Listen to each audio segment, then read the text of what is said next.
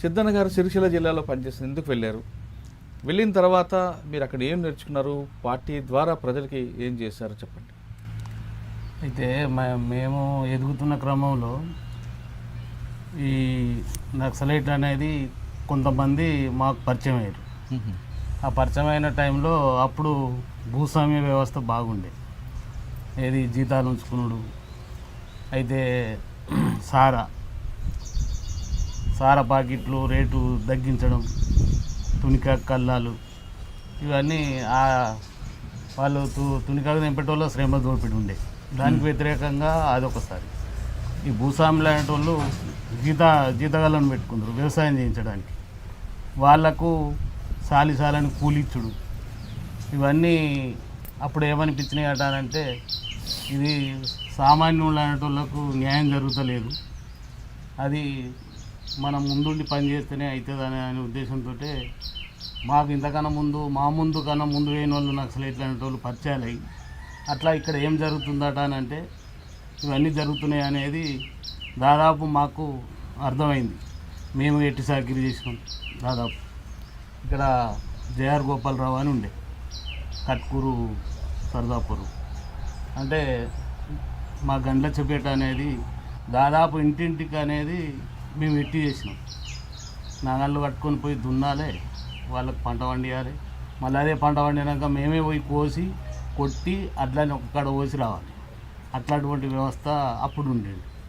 దాన్ని మూలంగా ఈ ప్రాంతంలో నక్సలైట్లు అనేది పుట్టుక మూలంగా మేము వాళ్ళకు పరిచయం అయ్యి అట్లా కొన్ని రోజులు ఆ గ్రామంలో ఉండి ఆ పెత్తందారులకు వ్యతిరేకంగా కొంత ట్రగుల్ జరిగింది అన్నట్టు. అది జరుగుతున్న క్రమంలో వాళ్ళు మా మీద కేసులు పెడితే పోలీసు వాళ్ళు వచ్చుడు, మమ్మలను పట్టుకపోవడు, పోలీస్ స్టేషన్లో వేసుడు, మళ్ళీ మళ్ళీ వచ్చినాక మళ్ళీ వచ్చుడు, ఇట్లా ఇక పూర్తి కాలం పార్టీలో పోయే టైం వచ్చింది మాకు. ఇక ఇంటికాడ ఉండలేని పరిస్థితి, పోలీసు వాళ్ళు ఉండనీయకపోవడం, అట్లా మా ఇల్లు కూలగొట్టారు.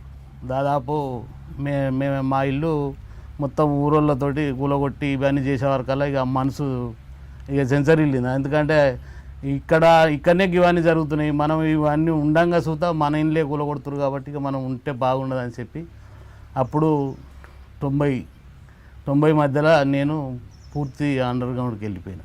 ఓకే అన్న, మీరు చెప్పండి, మీరు కుటుంబ నేపథ్యం ఎలాంటి పరిస్థితుల్లో అప్పుడు మీరు వెళ్ళాల్సి వచ్చింది? అయితే అన్న, మేము 90లో చెన్నారెడ్డి గవర్నమెంట్ వచ్చినప్పుడు లీగల్ పీరియడ్ వచ్చిన తర్వాత అప్పుడు వరంగల్ మహాసభ జరుగుతుంది, రైతుకుల్ మహాసభ 90లో. అప్పుడు 10th అయిపోయింది, అప్పుడు 90లో 10th అయిపోయింది. అప్పుడు అంతకంటే ముందు ఈ ప్రాంతంలో ఆర్ఎస్యు పేరు మీద జరుగుతున్న స్టూడెంట్ ఉద్యమాలు, తర్వాత గ్రామీణ ప్రాంతంలో జరుగుతున్నటువంటి పీపుల్స్ వార్ ఉద్యమాలు, ఇవన్నీ కూడా భూస్వామ్య విధానానికి వ్యతిరేకంగా సమాజంలో ఉన్నటువంటి బలహీన వర్గాలకు అండగా, బడుగులకు అండగా, ఎవరైతే అణచివేతకు గురవుతున్న ప్రజలకు అండగా జరుగుతున్నటువంటి పోరాటాలు, గ్రామాలలో ఉన్నటువంటి భూస్వాములకు వ్యతిరేకంగా జరుగుతున్నటువంటి ఉద్యమము, ఇదంతా కూడా మమ్మల్ని ఇన్స్పైర్ చేసినాయి. నాకు తెలిసి గ్రామాలలో మా అమ్మమ్మలో ఒక ఊరు ఉంటుంది, ఆ ఊర్లే దొర గడి మీద కూర్చుంటే చెప్పులు పట్టుకొని పోయే పరిస్థితి. ఇది ప్రత్యక్షంగా చూసిన నేను. అరే చెప్పులు పట్టుకొని పోవడేంది ఇది అంటే, ఇక్కడ అంతే పోవాల్సిందే, ఇక్కడ ఏం చేయొద్దు వేరే అని ఇట్లా మాట్లాడుతున్న సందర్భము అది మనసులో ఎక్కడొక్కడ కలిసి వేసింది. అరే ఒక మనిషిగా చూడాల్సిన సమాజము అంత దుర్మార్గంగా అణచివేయాలని చెప్పేసి అనుకోవడం ఏం కరెక్ట్ ఇది? కాబట్టి దీనికి వ్యతిరేకంగా జరుగుతున్నటువంటి ఉద్యమంలో మనం భాగస్వామ్యం కావాలి అనేది మనసులో అనుకొని ఆ 90 పీరియడ్లో జరుగుతున్నటువంటి తెలంగాణ రైతుకుల్ మహాసభ వరంగల్కు వెళ్ళి దాన్ని చూసి ఆ గద్దర్ మాట్లాడినటువంటి మాటలు ఇవన్నీ విని మనం కూడా ఈ ఉద్యమంలో భాగస్వామ్యం కావాలన్నటువంటి మనసులో సంకల్పం చేసుకొని 90 నుండి ఉద్యమంతో టచ్లో ఉండి పూర్తి కాలంగా దాదాపుగా 90 నుంచి ఉద్యమంతో ఉంటూ 90 నుంచి 2000 సంవత్సరం డిసెంబర్ వరకు ఉద్యమంలో వివిధ స్థాయిలలో పనిచేసి బయటకు రావడం జరిగింది. ముఖ్యంగా అనుకున్న ఉద్దేశం ఏంటంటే, సమాజంలో జరుగుతున్నటువంటి పీడన, సమాజంలో ఒక వర్గం ఇంకొక వర్గాన్ని తొక్కిపెట్టాలనేటువంటి ఒక దుర్మార్గమైనటువంటి ఆలోచన, ఇది కరెక్ట్గా లేదు. నిజంగానే అణచివేయబడుతున్న వాళ్ళకు అండగా ఒకళ్ళు ఉండాల్సినటువంటి అవసరం ఉన్నది. ఉన్నోళ్ళ పక్షాన ప్రభుత్వాలు ఉన్నాయి, లేనోళ్ళ పక్షాన మనం ఉండాలి అనేటువంటి సంకల్పంతో వాళ్ళతో జాయిన్ కావడం జరిగింది. వాస్తవం కూడా కొంత సక్సెస్ అయినామని చెప్పేసి అనే సంతృప్తి కూడా ఉన్నది. ఏంటంటే అణచివేయబడుతున్నటువంటి వాళ్ళకు ఆయుధాలు అందించి వాళ్ళను ఒక మనుషులుగా తయారు చేసి వాళ్ళు అప్పటిదానిక అసలు మేము మనుషులమైనా, మేము వాళ్ళకంటే కిందోళ్ళము, వాళ్ళకంటే తక్కువ వాళ్ళము, వాళ్ళకంటే కింద కూర్చోవలసిన వాళ్ళము అనేటువంటి భావాన్ని, అది కాదు మనం మనుషులము, మీరు మనుషులుగా ఆలోచించండి, మీరు కూడా ప్రశ్నించండి, మీరు కూడా మనుషులమే, మనం కూడా ఈ సమాజంలో తప్పకుండా మనం వాళ్ళతో సమానంగా ఉండాల్సిందే అనే దాన్ని గ్రామీణ స్థాయి నుంచి దాదాపుగా విద్యార్థుల నుంచి ఇదంతా కూడా ప్రచారం చేసి ఆయా గ్రామాలలో సంఘాలు ఏర్పాటు చేసి ప్రజలను చైతన్యం చేసి తిరుగుబాటు, మీరు వెట్టి చాకిరీలు చేయొద్దు, మీరు అవమానానికి గురి కావద్దు, మీరు కూడా మనుషులే, మనందరం కూడా మనుషులమే, తప్పకుండా మనం వీటన్నిటిని ఎదుర్కోవాలి, వీటిని వ్యతిరేకంగా నిలబడాలి, ఉద్యమాలు చేయాలి, మీరు అంతా మాకు సపోర్ట్ చేయాలని చెప్పేసి అంటే గ్రామాలలో అందరూ కూడా ఆ టైంలో అనేక అవమానాలు. నాకు తెలిసి నిజామాబాద్ జిల్లాలో ఇంకొక సమస్య తీవ్రంగా ఇప్పటిదాకా కూడా దాదాపు నాకు తెలిసిన ఔషధులు ఇప్పటిదాకా కూడా ఉండొచ్చు. ఇంకా 2 క్లాసుల పద్ధతి, హోటళ్లలో 2 క్లాసులు ఉంటాయి. ఒక క్లాసు ఎస్సీ కులపులు వచ్చి కింది కులాలు వచ్చి ఛాయ్ తాగిపోతే వాళ్ళే కడుక్కొని వాళ్ళే అక్కడ పెట్టుకొని పోలే, మళ్ళీ రేపు వస్తే అరే నీ గ్లాసు నువ్వే పెట్టుకోరా అనేటువంటి ఒక ఇది చాలా అవమానకరమైనటువంటి ఒక పరిస్థితి. దీన్ని బ్రేక్ చేయాలి. ఇట్లాంటివి కూడా ఒక ఆత్మగౌరవానికి సంబంధించిన సమస్య. అట్లాంటి వాటి వల్ల కూడా చాలామంది యువకులు, చాలామంది ప్రజలు అనేక రకాల అవమానాలకు తెలంగాణలో మీకు తెలుసు దాదాపుగా. ఇక్కడ మీ ప్రయాణం సాగే ముందు ఒకసారి అక్క కూడా పరిచయం చేస్తాం. అక్క మీరు చెప్పండి అక్క, మీరు ఎందుకు ఉద్యమం వైపు అడుగులేశారు? మాది కామారెడ్డి దగ్గర మర్కలని గ్రామం. అయితే అక్కడ పాటలు మేము చిన్న పిల్లలు అయినా, నేను 14 ఏళ్ళు ఉంటావచ్చు అంతే, చిన్న ఏజ్లోనే పోయినాం పాటలోకి. అలా పాటలు అలా మాటలు మా ఇంటి పక్కింటికి అద్దరుకే వీటితో నేను ఆకర్షితురాలనై ఉద్యమంలో పోవాలనుకొని డిసైడ్ అయినాం. అయితే ఒకటి ఏంటంటే వచ్చినప్పుడు అలా పాటలు మాటలు వినుకుంటా నేను కూడా ఒక 2 సంవత్సరాలు కరపత్రాలు వేసుడు, గోడకు మబ్బులు లేచి రాత్రులు లేచి, తర్వాత ఈ స్వతంత్ర దినం వచ్చిందని అంటే దానికి వ్యతిరేకంగా బ్లాక్ జెండాలు ఎగిరేయడం, బీడీ కంపెనీలలో మనకు ఇట్లా ఈ బీడీ కార్మికుల్ని ఏ రకంగా దోసుకుంటుండ్రు అనేది వాళ్ళు చెప్పిన దాన్ని బట్టి అర్థం చేయిస్తూ ఒక 2 years ఇంటికి అడిగేసి తర్వాత లోపలికి వెళ్ళిపోయాను. లోపలికి వెళ్ళేంత పరిణామాలు ఏమైనా ఎదురయ్యా మీకు? అట్లాని ఏం కాదు కానీ అంతే, ఇక ఉద్యమంలో మనం కూడా భాగస్వామ్యం కావాలి, మనం జనం కోసం ఏదో ఒకటి చేయాలి అనే ఒక ఆలోచన అంతే. అక్క మీరు లోపలికి వెళ్ళేసరికి పార్టీలో అప్పుడు ఒక నిర్ణయం ఉంది, చిన్నపిల్లలకు తీసుకోకూడదు అనే, అది మీకు ఏమైనా ఇబ్బంది అయిందా? అట్లా ఏం లేదన్న, మరి అట్లాంటి ఇబ్బంది అయితే ఏం కాలేదు.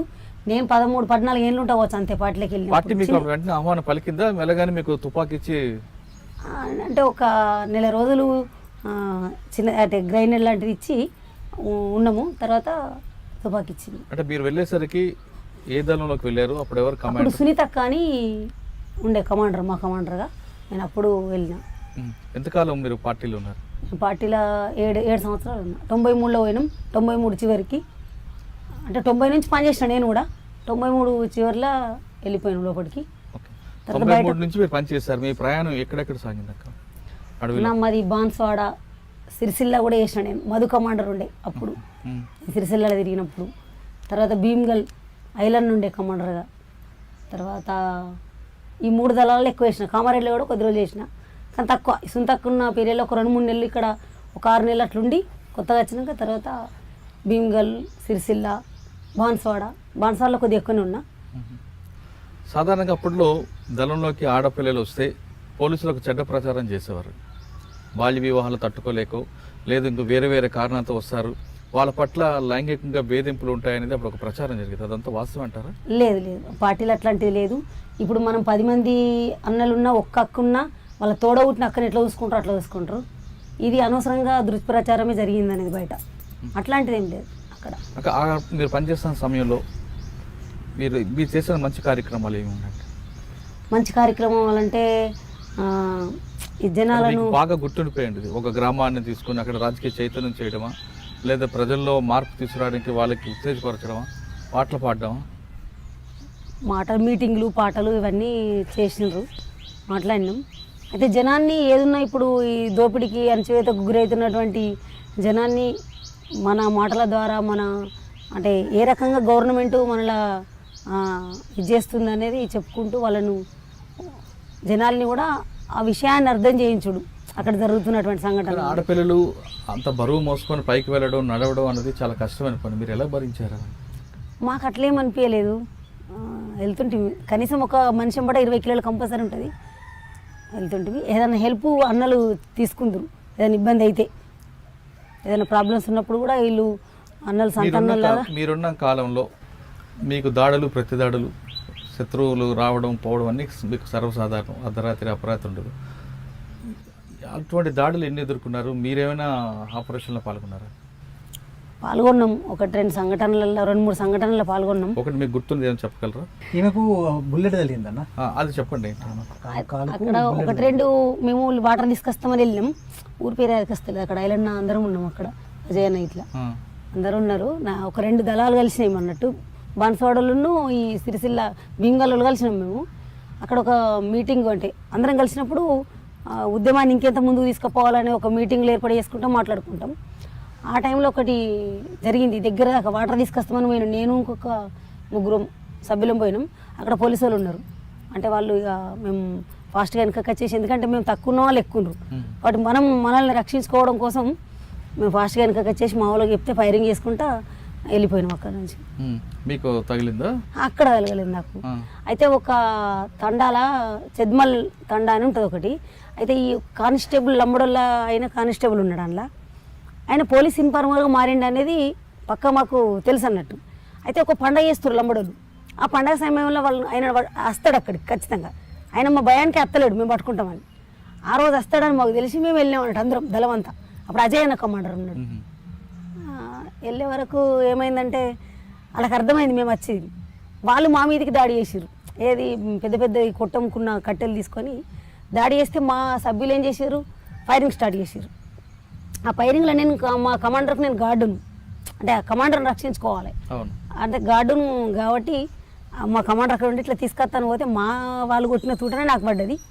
అంటే వాళ్ళు కూడా పోలీసు వాళ్ళు కూడా మన ఆయన దగ్గర కూడా తుపాకీ ఉంది, ఆయన కొట్టిండు, రాళ్ళతో కొట్టిర్రు, చాలానే ఇబ్బంది పెట్టారు, దళాన్ని బాగా ఇబ్బంది అయింది.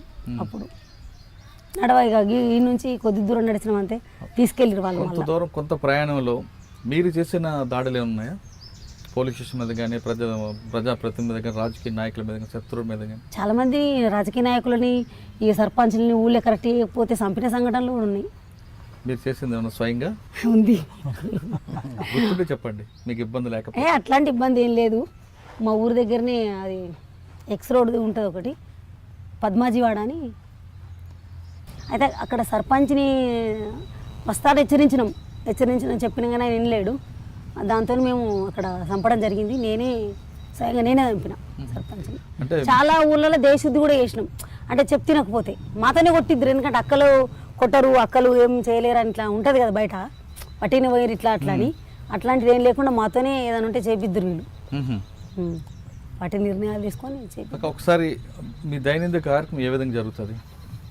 రోజు దినచర్య పొద్దున లేవగానే గ్రౌండ్కి వెళ్ళాలి కంపల్సరీ. నువ్వు ఎక్కడన్నా నుండు గింత జాగాలైనా సరే ఇదే గ్రౌండ్, ఇక మనం నిలబడ్డ కానే చేయొచ్చు ఎక్సర్సైజు. ఆ ఎక్సర్సైజ్ చేయడం, గ్రౌండ్ ఉంటే గ్రౌండ్లో వేస్తాం, గ్రౌండ్ లేకపోతే నిలబడ్డ కాడ ఒకళ్ళు షెల్టర్ తీసుకొని షెల్టర్లు ఉన్నా కానీ ఎక్సర్సైజ్ అనేది కంపల్సరీ ఉంటుంది. దాదాపు ఎక్సర్సైజ్ చేయడం అనేది ఉంటుంది.